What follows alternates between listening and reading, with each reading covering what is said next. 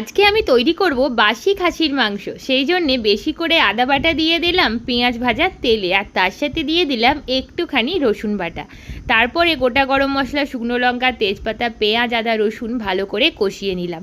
দেন দিয়ে দিলাম অনেকটাখানি হলুদ গুঁড়ো আর লাল লাল কাশ্মীরি গুঁড়ো। কাশ্মীরি লঙ্কা দিলাম এই কারণে, কারণ আমার আদা বাটার সাথে কাঁচা লঙ্কা অলরেডি বাটা ছিল।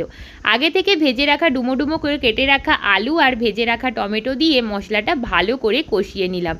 দেন আমি দিয়ে দিচ্ছি আগের দিনের বাসি খাসির মাংস, যেটা আমি ফ্রিজে রেখে দিয়েছিলাম নুন, হলুদ, তেল আর কাগজি লেবু মাখিয়ে। বাসি মাংস ফ্রিজে স্টোর করে রাখতে হলে এইভাবে রেখো, তাহলে দেখবে মাংসর স্বাদ কিন্তু একই থাকবে, অন্য কোনো গন্ধ মাংসর মধ্যে আসবে না।